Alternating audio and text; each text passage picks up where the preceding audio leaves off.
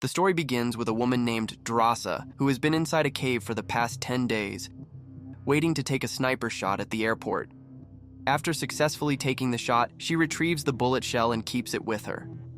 In the next scene, we see a man sitting on a beach, writing poetry. Just then, he receives a message and follows the orders to report to a Marine base. Here, we learn that his name is Leva, a top-tier sniper with over 200 confirmed kills. Like his father and grandfather, he has served in the Marines, but recently, he has been leading a quiet life.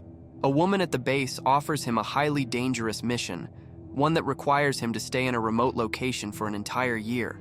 During their conversation, she confirms that Leva has no close family ties, making him the perfect candidate for this high-risk job.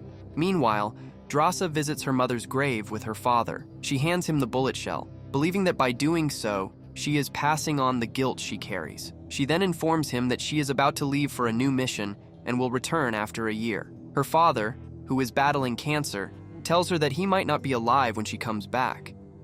Leva is later seen skydiving from a plane, deploying his parachute and landing safely. After several hours of travel, he finally arrives at his destination, where he meets a man named JD. JD welcomes him and says, "You arrived just in time.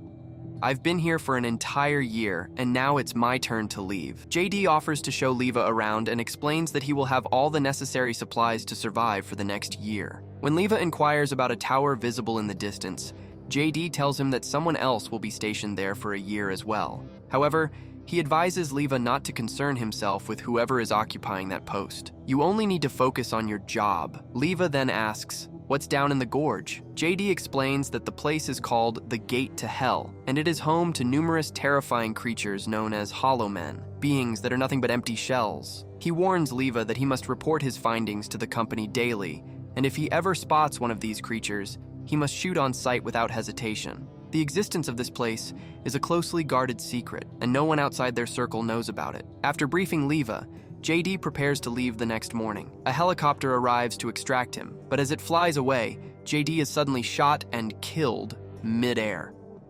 Meanwhile, Leva continues his duties, monitoring the area and transmitting his reports via radio. As he examines the writings on the wall, he realizes that this operation has been ongoing since 1940. One day, while keeping watch, Leva hears strange noises. His eyes shift toward the distant tower where he spots a woman. She too is aware that someone is stationed in the opposite tower. That night, Leva has a disturbing nightmare. He wakes up in a panic, immediately grabbing his gun and scanning the surroundings. In the other tower, the woman, Drasa, is seen celebrating her birthday alone. Using her binoculars, she notices Leva watching her. She scribbles something on a piece of paper and holds it up. It reads, "What's your name?" Although communication between the two towers is strictly forbidden, Drasa breaks the rule.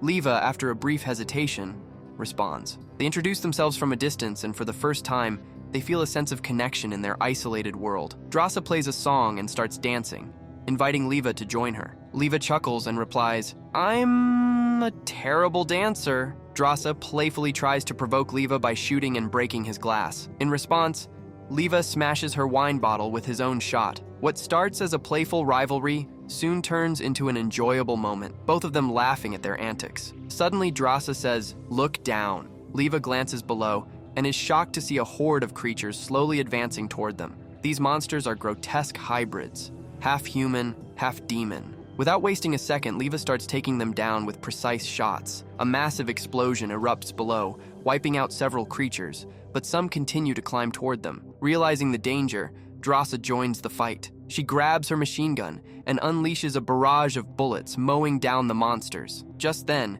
she senses something behind her. A creature lunges at her, but she swiftly pulls out her handgun and shoots it dead. Leva notices that more monsters have reached the base of Drasa's tower. He picks them off with headshots, but one of the creatures stumbles onto an explosive, triggering a huge blast. The explosion causes Drasa to lose her balance and fall to the ground. As more creatures attempt to climb up, the automated defense guns activate, unleashing a storm of bullets that wipe them out. Once the battle is over, Drasa writes on a piece of paper, "This was the best birthday ever." Morning arrives. Leva heads down to fix his bomb. By now, the two have spent months monitoring the area together. As December arrives, snow begins to fall. Drasa, feeling a bit bored, suddenly notices a Christmas tree inside Leva's tower. The sight fills her with joy. They decide to celebrate together by building snowmen, sharing a rare moment of happiness. Time passes. They continue to enjoy each other's company from a distance, even playing chess by signaling moves across the gorge. Slowly, a unique bond begins to form between them. Despite being separated by distance, Drasa and Leva grow closer. Their bond strengthens, but the constant threat of monsters prevents them from getting proper sleep. One day, Drasa writes, "I feel terrible here. I wish you were with me." Determined to be with her, Leva makes a daring plan. He modifies a weapon, removing a missile and attaching a strong wire to it. Then, he fires it toward Drasa's tower. Watching from her side, Drasa secures the wire tightly. Leva begins his perilous journey, hanging onto the wire as he makes his way across. However, due to a miscalculation, he gets stuck midway. Left with no choice, he slowly pulls himself forward with his hands, straining with every move. Finally, he reaches Drasa's side. As they stand face to face for the first time, a shy tension fills the air. Leva awkwardly compliments her. "Your eyes are beautiful." Drasa laughs and teases him. "And you smell terrible. Go take a bath." Leva obeys and heads to shower. But when he steps out, he finds his clothes missing. Drasa had playfully hidden them. As he rushes to retrieve them, she bursts into laughter, enjoying his embarrassment. That evening, the two spend time together, talking about marksmanship and their experiences. As their conversation flows, they start dancing. The light-hearted moment soon turns into something deeper as they get lost in each other's presence. The night passes as they stay together, cherishing the rare warmth of human connection. The next morning, both are happier than ever. But as Leva prepares to return to his post, Drasa walks him to the edge, emotions welling up inside her. As he hangs onto the wire and begins his return, she watches with a mix of sadness and longing. Suddenly, an explosion erupts from below, shaking the ground. The impact snaps the wire, sending Leva plummeting toward the abyss. At the last second, he deploys his parachute. Drasa watches in horror. Without hesitation, she grabs her gun and her own parachute, ready to jump into the unknown after him. Drasa begins descending after Leva. As she nears the ground, she deploys her parachute, but she lands straight into a body of water. A major problem arises. Her recall device, which was meant to bring her back, falls into the water and is lost. Struggling, she manages to pull herself out of the water, gasping for air. Meanwhile, Leva is dangling from a tree. Suddenly, a monster lunges at him. Reacting quickly, he fires his gun, killing the creature before it can reach him. He carefully lowers himself to the ground, unaware that another monster is lurking nearby, silently preparing to strike. Just as the creature is about to attack, Drasa appears, unloading bullets into it and saving Leva. He looks at her in shock. She had followed him into this hellish abyss. With no way back, they decide to move forward together. As they navigate the treacherous terrain, monstrous creatures called Hollow Men suddenly ambush them. Leva fires at them, but then he notices something strange. These creatures wear tattered uniforms. Shocked, he realizes they are soldiers from the 1940s, men who had once fought in World War II. The horrifying thought dawns on both of them. How did these soldiers transform into monsters? As they continue their journey, they stumble upon a desolate, abandoned town. Seeking refuge, they take shelter in an old church. Inside, they find the remains of many people, victims of whatever had happened in this forsaken place. Before they can process their discovery, giant spider-like creatures attack. They barely escape, but the moment they catch their breath, the Hollow Men return, closing in on them. Thinking quickly, they trigger a massive explosion, temporarily clearing the area of threats. Pushing forward, they find a hidden entrance to an underground facility. Inside, they discover what appears to be an old experimental laboratory, its walls lined with rusted equipment and broken test tubes. It is a place of death, the remnants of a long-forgotten nightmare. Drasa activates an old tape recorder, and a chilling voice fills the room. A scientist's last words. During World War II, we were tasked with developing biochemical weapons. But then an earthquake struck, destroying everything. The chemical leaks, the recording crackles. Something terrible had happened here, and whatever it wasn't over. The toxic gas had spread, infecting everyone. Slowly, they began to transform into monsters. The government, realizing the horror that had been unleashed, sealed off this place forever. As Drasa and Leva search the facility, they come across an old computer filled with long-buried secrets. They uncover classified information about Dalek Corporation, a company that had conducted inhumane experiments here, attempting to create superhuman soldiers. A horrifying realization dawns upon them. Dalek Corporation was the very company that had sent them both here. Among the data, they find one last terrifying detail. Deep within the facility, a nuclear bomb had been placed as a failsafe. If detonated, it would destroy everything within a 4.2-kilometer radius. Now, knowing the full truth, they decide to escape before it's too late. As they move forward, a monstrous horse-riding creature suddenly appears. Before Leva can react, it snatches Drasa, dragging her across the rocky terrain. She fights back viciously, engaging in a brutal struggle with the monster.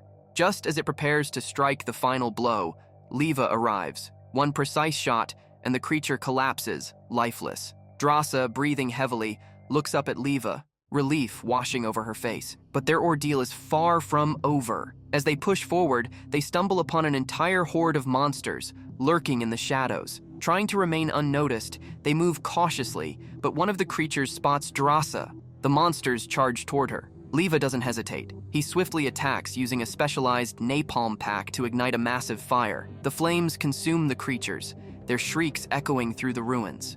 Pressing on, they come across an abandoned military jeep. With no other choice, they get in and speed toward the exit. Using a system of makeshift pulleys and cables, they begin ascending the gorge, climbing higher and higher. But the creatures aren't done with them yet. From below, the monsters give chase, clawing their way up. The battle isn't over. Leva and Drasa fighting off the advancing horde. The fight drags on, but Leva spots an opportunity. He smashes the jeep's fuel tank, spilling gasoline all over the creatures. Then, with one perfectly placed shot, he ignites the fuel. A massive explosion erupts, engulfing the monsters in flames. They scream as they plummet into the abyss below. Leva and Drasa, exhausted but victorious, continue their ascent.